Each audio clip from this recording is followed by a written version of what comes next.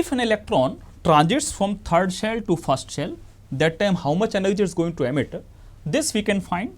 We will calculate energy of third shell of hydrogen atom, which will be equal to minus 13.6 into Z for hydrogen atom will be 1 square upon N, third shell it is coming from, it will be 3 square electron volts per atom.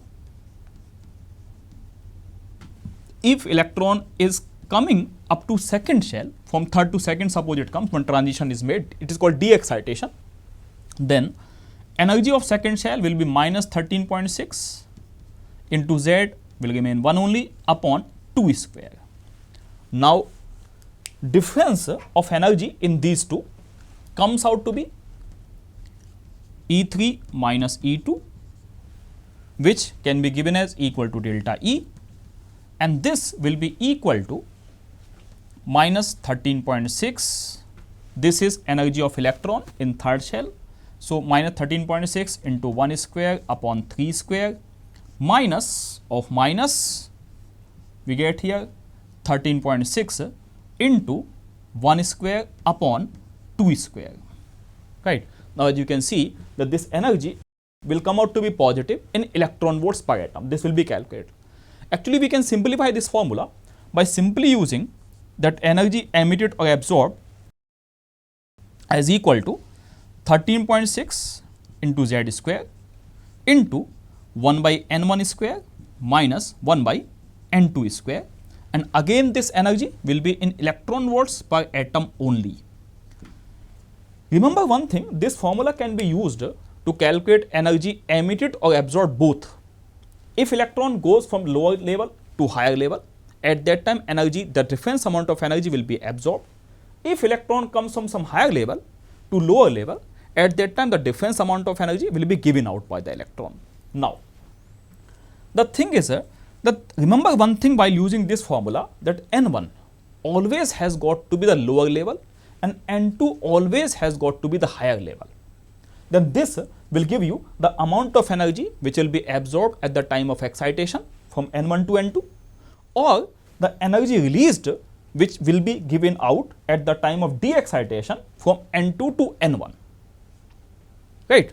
Now, sometimes questions come like this also, that calculate the wavelength of radiation which can excite the electron from this shell to this shell. In that case, what you have to do? Simple again, this is energy which needs to be given to the electron if electron has to transit from N1 to N2. Now, we use Planck's concept which says that delta E is equal to hc by lambda. So, you use this formula hc by lambda equal to 13.6 into Z square 1 by N1 square minus 1 by N2 square electron volts per atom. If directly we want to calculate wavelength of the radiation emitted or absorbed, it becomes 1 by lambda equal to RH Z square into 1 by N1 square minus 1 by N2 square. Here RH is known as Rydberg constant. It is written like this. Some call it Rydberg constant also, whatever you want you can call it. So, it is called Rydberg constant here, and its value is given. Simplest way of remembering is 10.9678 centimeter inverse. That is the best way of remembering the value of Rydberg constant, right. So, directly if it is asked that calculate a radiation of what wavelength will be emitted when electron transits from fourth shell to first shell, then very simply we can give it as R1 by lambda equal to RH Z square. Z, suppose it is hydrogen atom, then Z will be 1 here. N1 in this case electron is coming to first shell, so N1 will be 1 here.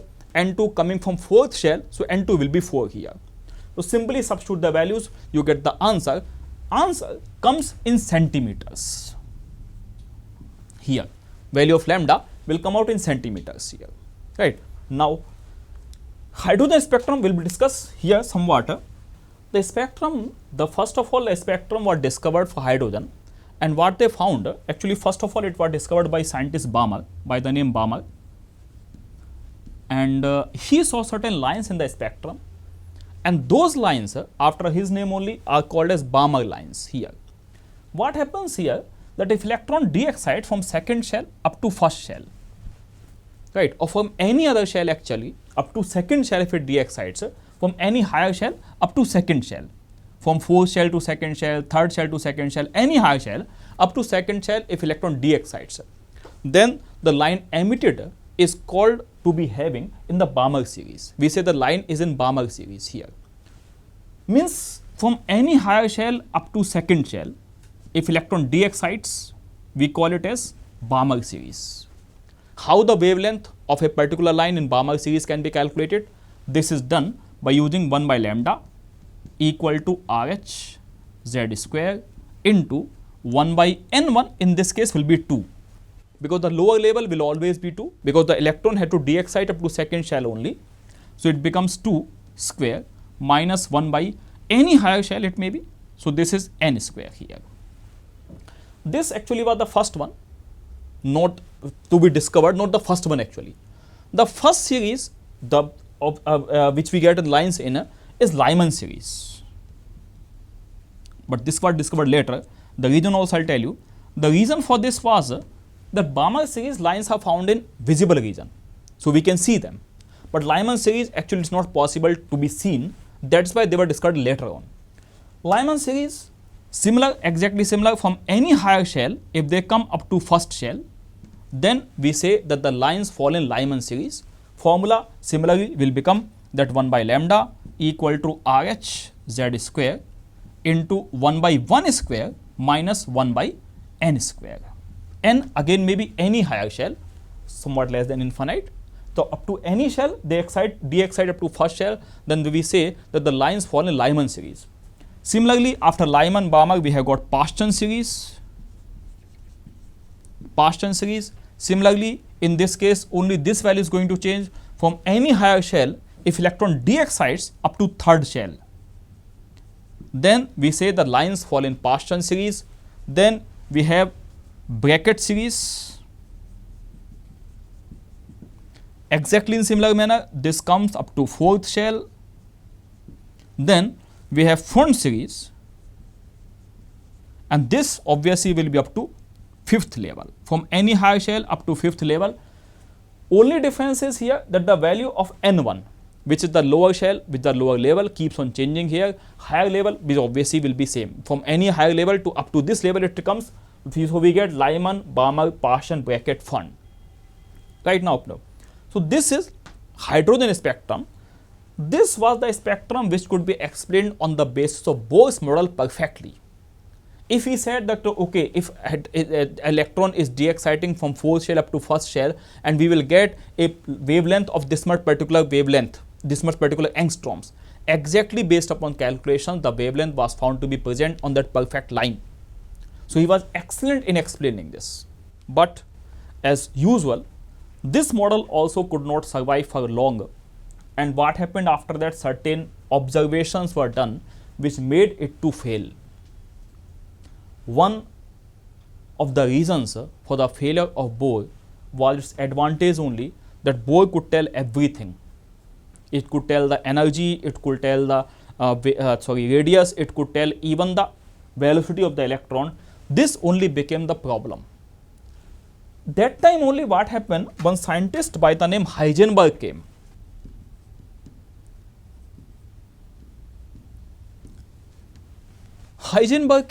And Heisenberg said that it is impossible to measure the velocity and position of an electron or a subatomic particle simultaneously and precisely. He said it is perfectly impossible. You can never measure the velocity and distance or the position of the electron precisely and simultaneously. But Bohr did the same thing. He found the velocity as well as the distance from the nucleus of the electron perfectly and precisely. Bohr says that if electron is present in the first shell of hydrogen atom, this is the nucleus here we assume, if electron is present here, Bohr could tell both the things. He told that if electron is in the first shell of hydrogen atom, then this will be exactly at 0.529 angstrom distance from the nucleus, and this would have been moving with a speed of 2.18 into 10 to power 6 meter per second velocity. So both the things could be told by Bohr perfectly and precisely, simultaneously and precisely, which according to Heisenberg uncertainty principle is impossible. Actually, Heisenberg, we cannot say that this might be wrong. Why? Because this is a principle. It has been derived perfectly mathematically. So there is no mistake in this which can be agreed that no, Bohr is correct, Heisenberg is wrong. That's not possible. This became a blow for Bohr's model. Second thing which Bohr could not explain was splitting of lines. Later on it was found that if the spectra of hydrogen or any other multi-electron system was taken in a magnetic or electric field, lines used to split. This effect was known as Zeeman effect or Stark effect. Two effects.